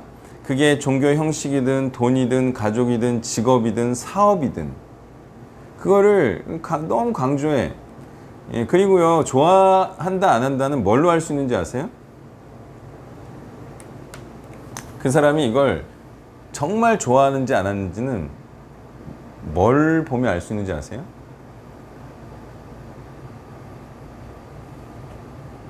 그걸 얘기할 때 화색이 돌아요. 그리고 말이 많아. 그쪽 계통만 들어가면 말이 많아. 근데요, 그럴 수 있죠. 사람이 좋아하면. 저도 뭐 테니스 얘기할 때 화색까지는 안 돈다, 솔직히. 예? 근데 좋아요. 화색 돈다고 해봐요. 근데 복음 얘기할 때 어떻게 하면 돼요? 좋아요. 테니스 얘기할 때 화색 돌아. 근데 복음 얘기할 때 어떻게 하면 돼요? 더 화색 돌면 돼. 더 화색 돌면 되는데 이상하게 성경 얘기하자 그러면 좀 이렇게 말 주변이 없어져, 사람이. 근데 자기가 좋아하는 뭐 얘기하면 막 이렇게 말 주변이 많아져. 그러면 그거는 그 사람은 복음보다 그걸 더 좋아하는 게 확실한 거죠. 자, 그래서 우리가요, 제가 설교할 때 말했는데, 이 복음에 뭐를 더하는 사람을 이제 율법 복음자 또는 뭐 복음의 직업을 더하는 자는 직업 복음자 이렇게 말하자고 했잖아요. 자, 그러면 이 사람이 진짜 순수하게 복음을 좋아하는 사람인지 아닌지를 알 수 있는 방법 중에 하나가 메시지 시켜보면 알아. 그러겠어, 안 그러겠어? 숙제 발표 시켜보면 알아. 그래, 여태까지 여기 뭐 들락날락 한 사람 중에 다 특징이 뭐였어요? 숙제 못함. 그죠? 성경 사랑하지 않음. 말씀을 사랑하지 않음. 난 복음을 사랑하지 않음. 그거였잖아요. 아, 메시지 전하라고 막 신나게 해가지고 하는 사람은 그걸 제일 좋아하는 거죠. 화색이 돌고, 그죠? 성경 숙제 발표하라 그러면 그냥 꾸역꾸역 해가지고 그냥 메시지 발표하면 숙제 발표 못하고 그랬어요, 안 그랬어요? 메시지 겨우 발표하고 숙제 발표 못하고 숙제 발표 시키면 여전히 성경 안으로 안 들어가요. 그랬어요, 안 그랬어요? 보세요. 근데 가족들 얘기하니까 어땠어요? 그 사람들이 막 열의가 불태워졌죠. 그랬어요, 안 그랬어요? 지 애들 얘기만 하는. 그 가족 숭배자였어요. 아니, 성경 얘기할 때는 그냥 막 코 쳐박고 있으면서 지 가족 얘기하니까 막 확 타오르죠. 복음보다 가족을 더 좋아한 거예요. 그 이후 스토리도 마찬가지고 저랑 이후에 얘기하는 것도 마찬가지고. 이제 우리가 좋은 경험을 했어요. 아셨어요? 성경 얘기할 때는 막 아무 화색도 안 돌다가 딴 얘기하면 막 좋아하고. 이건 분명히 그쪽 계통이에요. 그쪽 계통. 자, 이제 발표를 하시죠.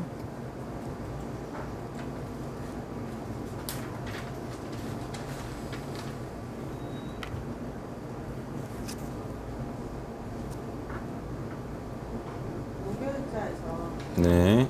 오른쪽 아래쪽에 좀 재미난 내용이 있었는데요.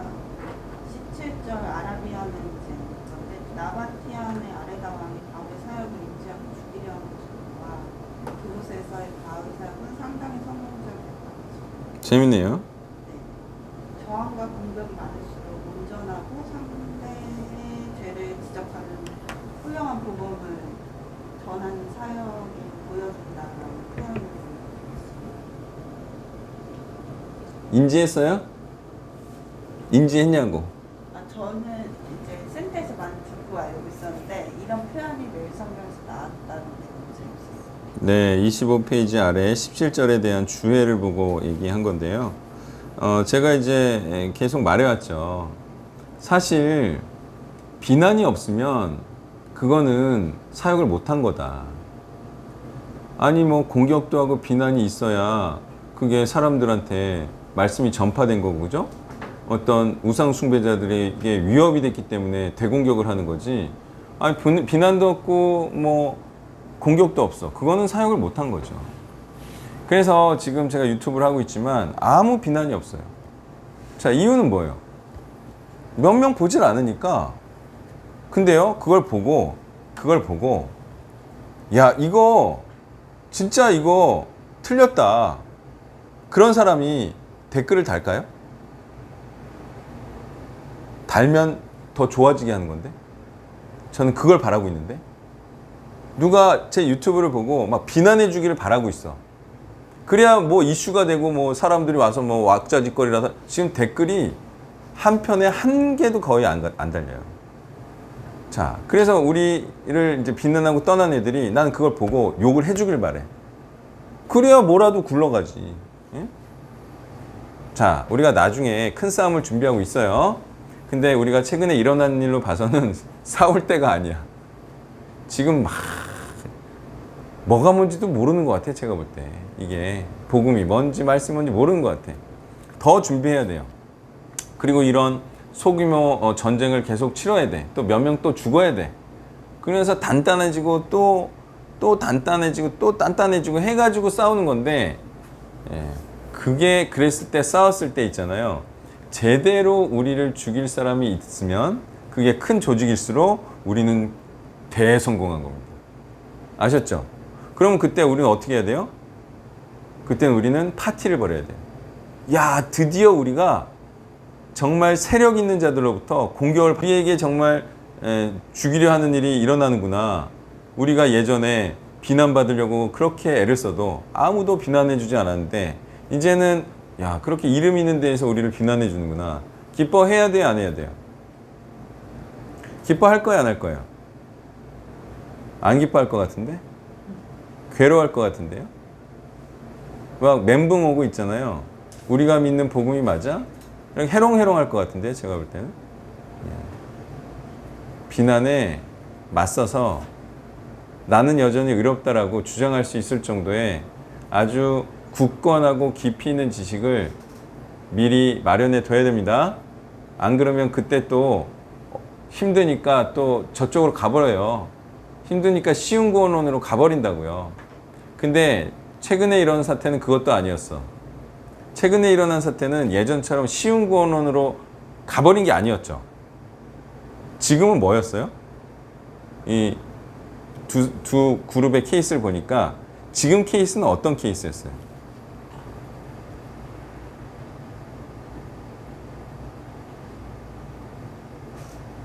아, 어려운 거는 너무 어려워. 그래서 나는 쉬운 거로 바꿔야지. 이게 아니었어요. 지금은. 지금 무슨 케이스였어요? 심지어는 어려운 구원론인 줄 알면서도 떠났죠. 이건 뭐예요? 이건 물론 가족 숭배가 메인이지만 어떤 생각을 하면서 떠난 거예요? 에라 모르겠다. 이것도 가능한가요? 비난받을 때? 그런 거죠. 아니, 나는 지식은 동의해. 근데 힘들어서 못 헤쳐먹겠다. 이런 사람들이 일어날까요? 안 일어날까요? 아, 예전에는 그냥 쉬운 거론으로 가버린 거고, 지금은 그냥 힘들어서 뭐 이것도 저것도 뭐 모르겠다, 그냥 못 헤쳐먹겠다, 이렇게 갈 수도 충분히 있는 거예요. 충분히. 그러니까 뭐냐면 지워버리는 거예요. 힘드니까 이 무거운 지식을 그냥 지워버린다고. 사람들이 너무 힘들면 놔버린다. 이거 놔버린다.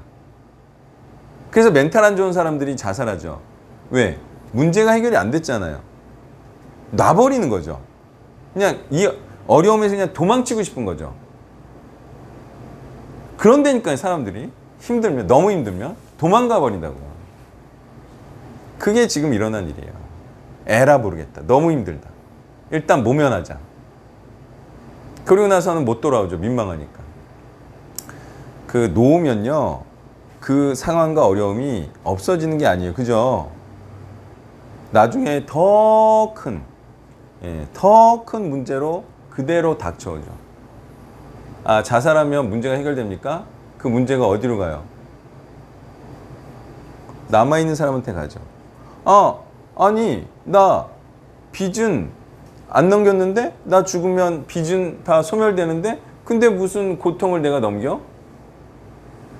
돈만 안 넘긴 거지 뭘 넘겼어요?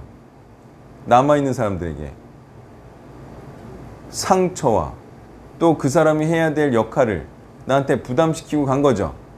그죠? 어마어마한 고통을 남겨주고 간 거예요. 그 문제가 해결된 게 아니라 문제를 더 커지게 한 거예요.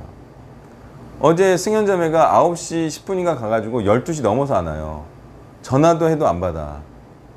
이거 무슨 일 있는 거 아니야? 이 애들 키우는 고통을 나한테 넘겨주고 어디 간 거 아니야? 죽은 거 아니야? 아주 그냥 괘씸한 생각이 들더라고. 에? 전화도 안 받고. 그래가지고 놓으면 안 돼. 아셨죠? 지는 편하겠지. 지는 놓고. 근데 지옥 가서 편하겠네? 문제 산더미처럼 놔놓고 가면 천국 잘도 가겠네요? 하나님의 문제도 해결해 놓지 않고 자기 문제만 잔뜩 내려놓고 남겨놓고. 그죠? 그러니까 여러분 비난받을 때 공격받을 때 절대로 도망가면 안 돼요. 절대로 도망가면 안 되고 맞서 싸워야 되고 여전히 무엇이 의로운 것인지 멘탈을 유지해야 돼요. 아셨죠? 그런 사람들이 돼야 되는데 그런 사람들이 적다는 게 자꾸 밝혀지고 있어요. 근데 세상에는 오히려 있더라고요. 막 힘들어 막 버티고 이런 사람들이 세상에는 있는데 오히려 이게 복음이라는 게 구원이라는 게 현실과 직결되지 않잖아요. 그죠? 그러니까 눈에 안 보이니까 포기래. 일단 현실이 더 중요하니까 이거는 포기 안 해. 이건 당장 포기하면 가족이 굶으니까 이건 포기 안 해. 꿋꿋하게 맞서 싸워. 제가 볼 때는 뭐 그렇게까지 또 멘탈이 좋은 건 같지 않은데 오히려 제가 멘탈이 더 좋고 저는 뭐 계속 어려운 일이 있어도 하니까. 근데 포기하더라고요. 분명히 이거 하면 좋은데 사람들은 포기하더라고요. 저는 지금 아무리 어려워도 하잖아요. 병원 컨설팅까지 지금 들어가 버렸는데. 예. 자, 어쨌든 그래도 사람이 먹고 사는 거에서는 멘탈이 강한데 구원에 가서는 멘탈이 적어요. 끝까지 먹고 사는 거는 해 사람들이. 근데 구원에 관해서는 포기를 해. 예, 당장 문제가 안 생기니까. 그러니까 그게 진짜 멘탈인데, 그죠? 또 보겠습니다.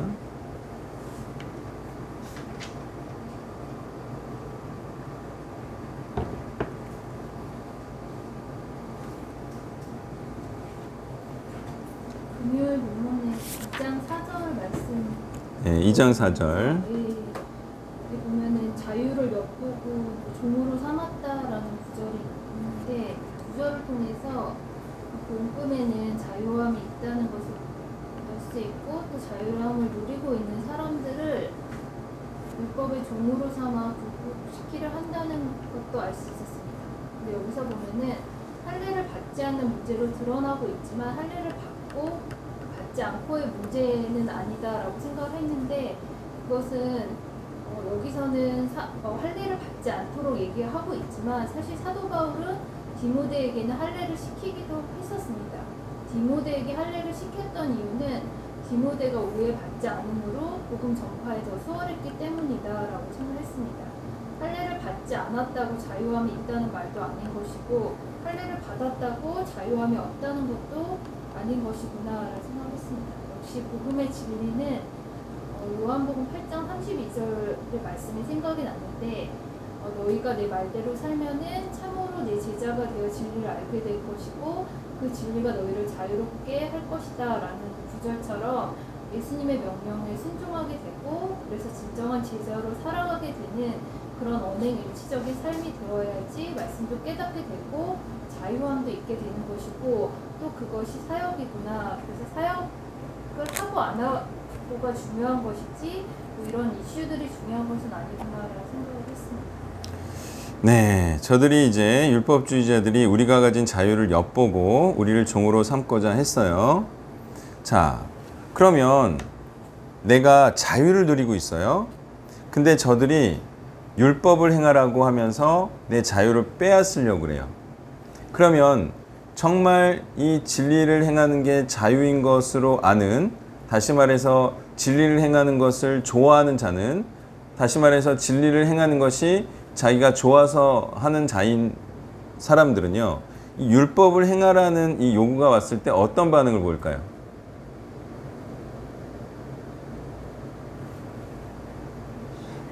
싫어하는 반응을 보이죠.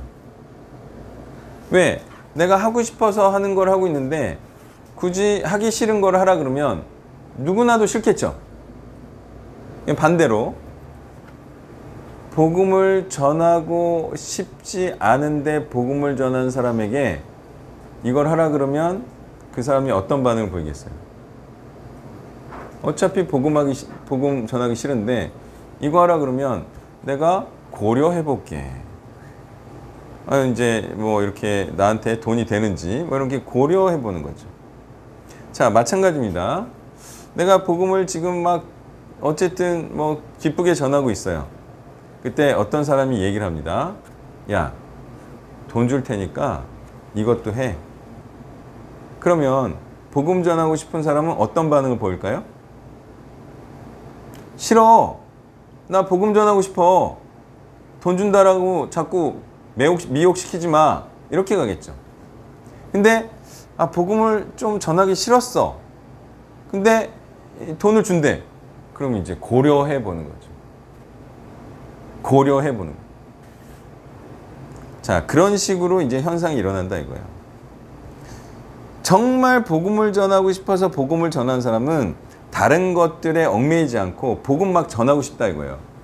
근데 복음 전하는 흉내 내는 사람들이 있어요. 그런 사람들은요, 어떤 조건을 걸면 그게 이제 이해타산을 해보고, 그래? 그러면 내가 복음 전하는 시간 좀 줄여가지고 이거 이렇게 되는 거예요. 복음을 전하고 싶어서 해야 돼요. 물론 지금 코로나 시국에 복음을 너무 전하고 싶은데 전할 길이 없어. 그러면 남는 시간에 해도 된다 그랬어요, 제가. 근데 저도 지금 여러 가지 이유로 돈을 벌고 있지만 복음을 위해서는 남는 시간에도 이게 정말 철두철미하게 복음을 위한 어떤 그 자기가 노력을 하면 찾을 수 있을 거예요, 아마. 그러니까 제가 하지 못하는 것 중에 밴드가 있죠. 밴드가 있고 뭐 하여튼 찾아보면 더 있을 거예요. 있는데 저도 어쨌든 지금 돈을 버는 게 우리가 장기적으로 복음에 유익할 거라고 생각해 돈을 버는 거지, 사실 이게 아니면 연구를 계속 할 것 같아요. 그래가지고 제가 오늘 오후까지 사실 그 굉장히 살인적인 스케줄이었어요. 승인점에는 눈치 못 챘겠지만 제가 언제부터 바빴어? 하여튼 금요일부터 바빴죠. 호텔 가느라. 일하다가 호텔 가가지고. 그래가지고 그 다음날 뭐가 있었어요? 그 전부터 바빴다. 그러니까 유튜브를 6장, 7장을 찍어야 되잖아요. 원고 작성을 해야 되잖아요. 그게 보통 목요일날 하거든요. 목요일날 일 끝나고 집에 와가지고 6장, 7장 원고를 작성했어요. 그러고 나서 다음날 또 아침 9시에 출근해가지고 그때 아침 묵상하고 출근해가지고 그 다음에 이제 금요일날 오후에 호텔 갔어. 호텔 가가지고 수영해야 되잖아. 수영하니까 피곤하죠. 근데 그 다음날 뭐가 있었어요? 잤잖아요. 아니, 한 번 했잖아 이 사람아. 다음날 뭐가 있었어요? 그 다음날 이제 5, 6장 강의 있었죠. 세부 강의 3, 4장 5, 6장 세부 강의 준비해야 됐죠. 그러고 나서 그거 끝나니까 9시 반이었잖아요. 9시였잖아요. 그 다음부터 뭐 준비했어요? 그 다음에 유튜브 이제 외워야지. 그래가지고 유튜브 지금 찍은 거 아니에요? 거의 살인적인 스케줄이었어요. 목요일부터. 근데 이렇게 어쨌든 복음을 위해서 뭘 하려고 하면 사실은 바빠져요. 진짜 내가 무엇을 위해서 이렇게 최선을 다한다고 하면 점점 바빠져요. 그러니까 그것도 장기적으로 보면 계속 한가할 수는 없는 것 같아요. 제가 볼 때. 복음 위해서 산다고 할 때. 그래서 어쨌든 뭐를 하든 사실은 제일 중요한 건 진짜 복음을 위해서 내가 하는 것이냐가 제일 중요하고, 그리고 그게 아닌 다른 것을 위해서 내가 이 타협이 들어가면 그것은 진짜 자유롭게 되고자 하는 게 아니라는 거예요. 네, 또 보겠습니다. 그러니까 그 갈라디아서 구절 좀 보다 보니까 이때 유대인들이 주장했던 얘기 중에 하나가 이제 바울이 교회를 세우고 이제 나갔을 때 이제 유대인들이 와서 얘기했던 게 이제 너희는 율법을 지켜야 한다. 이제 바울이 오히려 너희한테는 쉬운 그냥 방법을 알려준 거다. 이렇게 얘기를 했다라는 또 이야기가 있더라고요. 그래서 근데 이제 그럼에도 불구하고 이방인들이 들을 수밖에 없었던 혹은 어떻게 들었을까라는 생각을 좀 해보니까 그러니까 뭔가 이들이 좀 이방인이라는 것과 그리고 유대인들이 어쨌든 하나님이 어떻게 선택하신 또 사람들이고 먼저 있었던 사람들이기 때문에 뭔가 좀 이방인들도 위축되고 그냥 먼저 있었으니 이렇게 맞는가 보다 했던 게 있지 않았을까 그런 좀 생각이 들었습니다. 그래서 이게 어떤 누가 먼저 있고 아니고 뭐 이런 거에 위축되고 눈치 보는 게 중요한 게 아니라 어떤 정확한 어떤 복음의 내용이 무엇인가 이 말씀에 말하고 있는 복음이 진짜 무엇인지 정확하게 아는 것이 진짜 중요하겠다라는 걸 생각했던 것 같습니다. 네, 그렇죠. 바울이 이제 복음을 전하고 교회를 세우고 나갔어요. 근데 나중에 이제 유대인들, 유대인 기독교인이라고 하는데 유대인 기독교인이 와서 율법도 행해야 된다라고 말하니까 이 사람들이 율법도 행해야 되는구나 이렇게 생각했다는 거예요. 근데 원인이 뭐라는 거예요? 그렇게 생각한 이유가 잘 몰라서 잘 몰라서 그래? 그렇네? 그런가 보다. 아니 잘못된 것을 받아들여. 원인이 뭐라고요? 잘 몰라서. 그러니까 잘 모른다는 거는 굉장히 슬픈 거예요. 그렇죠. 그러니까 이런 사람 있어요, 없어요? 뭐라 그러면 자기가 잘못인지 아닌지 몰라. 그런 사람 있어요, 없어요? 그런 사람이 보이는 반응이 뭐예요? 뭐라고만 하면 잘못했습니다. 아니 자기가 자기 잘못이 아닌지 모르니까 누가 뭐라 그러면 잘못했습니다. 이러죠? 그런 사람은 미성숙한 사람이며 불쌍한 사람이라고 말하는 거예요. 뭐라고만 하면 주눅든 사람 있어요, 없어요? 그 사람은 왜 주눅들어요? 몰라서. 그러니까 모르는 건 굉장히 슬픈 거예요. 근데 아는 사람은 뭐라 그러면 뭐라 그럴 것 같아요? 아는 사람한테 뭐라 그랬어? 그 사람은 뭐라 그럴 것 같아요?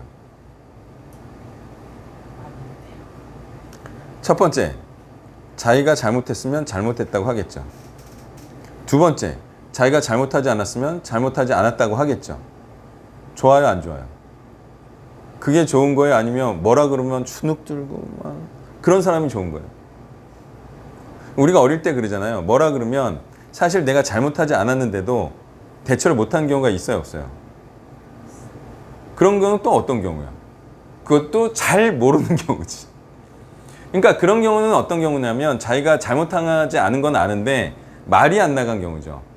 그건 이제 말하자면 지식의 부족이죠. 그것도 잘 몰라서 그런 거죠.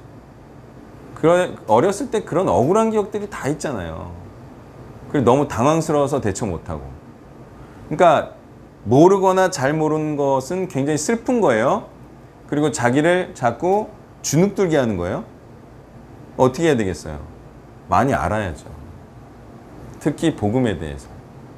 복음에 대해서 잘 못 알면 다른 복음 받아들이고 그래서 구원받지 못하고 그러면서 자기는 복음을 위해서 최선을 다하는 줄 알고 아주 그냥 슬퍼집니다. 또 보겠습니다.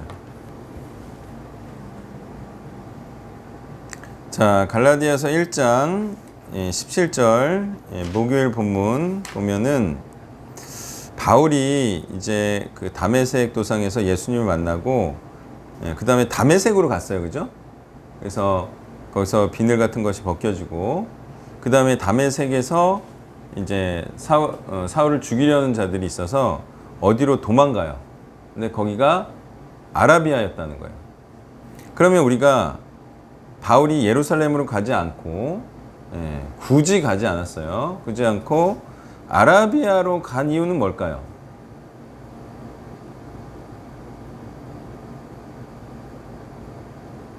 일단 일부러 사도를 만나러 가지 않은 거는 아닌 것 같은데, 또 한편으로는 굳이 사도를 보러 갈 이유는 없었다는 거예요, 바울이. 왜냐면 자기도 스스로 깨달을 수 있으니까 그런 자신감이 있었겠죠. 그리고 예루살렘으로 가면 또 위험에 처할 수 있기 때문에 뭐 그런 이유도 있었을 것 같아요. 그래서 사람들이 잘 이렇게 찾을 수 없는 아라비아로 간 것 같아요. 여기서 무엇을 했겠느냐 추론을 해보면, 이제 바울이 비늘 같은 것이 벗겨지고 다메섹에서 막 복음을 전합니다. 그래서 타겟이 돼요. 그러고 나서 아라비아로 갔어요. 거기서도 뭘 했을까요? 거기서는 복음을 안 전했을까요? 당연히 거기서부터 복음을 전했겠죠. 이게 복음을 알게 되면 전할 수밖에 없고요. 전했을 거예요. 그러면서 또 뭘 했을 것 같아요? 너무 급작스럽게 일어난 일이죠. 아, 율법이 아니고 복음이구나. 이게 그의 인생에서 가장 충격적인 사건이거든요. 정말 예전에 복음으로 구원을 시킬 수 있다라고 믿었는데, 그게 아니고 이제 율법으로 구원시킬 수 있을 것이라고 믿었는데, 그게 아니고 복음으로 구원시킬 수 있다라는 것을 이제 알게 된 이후로 그가 당연히 여기서 뭘 정립했을까요? 율법과 복음의 관계를 당연히 더 명료하고 자기 스스로 이것을 체계화하고 그러지 않았겠어요? 그죠? 그러니까 뭐를 쓸 수 있었겠어요? 그러니까 로마서나 갈라디아서를 쓸 수 있었겠죠. 정립이 돼 있잖아요. 그 탁월한 율법 학자가 율법이 복음과 어떤 관계이냐, 이거를 이때 시간도 있고 아마 분명하게 정립을 했을 거예요. 아, 그래서 율법은 복음이 오기 전까지 그의 역할을 담당했었고, 이제 진짜 복음이 오니까 그는 초등학문으로서 길잡이로서의 역할을 그만두고 왕자의 자리를 복음에 물려줬구나. 때가 이름에, 그리스도의 때가 이름에 마침내 예전에 예정하신 하나님의 이 복음이 왔고, 이제 이것이 진정으로 하나님의 뜻을 성취하는 하나님의 말씀이구나 라는 것을 깨닫고, 그거를 이제 정립해 놨겠고, 그거를 로마서와 갈라디아서로 그 이후에 쓸 수 있었겠죠. 저는 이 시간이 그 시간이라고 봐요. 근데 뭐 그렇게 안 보면 뭐 저는 뭐 어쩔 수 없고 증거가 없으니까. 그냥 결과물이 갈라디아서와 로마서니까 또 이렇게 얘기를 하는 거고요. 이제 열을 세겠습니다. 네, 기도하고 마치겠습니다. 하나님, 복음을 믿는다는 것이 그냥 복음도 믿는다는 것이 아니라 오직 복음만을 믿고 추구함으로 복음 위에서 사는 것이 복음을 믿는 것임을 우리가 말씀을 통해서 알 수가 있습니다. 오직 믿음, 오직 복음은 오직 복음만을 위해서 산다는 것임을 기억하고, 우리가 복음 외에 다른 것을 위해서 사는 것을 경계하며 그것이 바로 다른 복음이며 구원에 이르지 못하게 하는 것임을 분명히 깨달아 복음의 절대성과 복음의 유일성을 믿고 오직 복음 위에서 사는 참 진리로 자유케 된 자들이 되길 원하며 이 모든 말씀 예수님의 이름으로 기도했습니다. 아멘.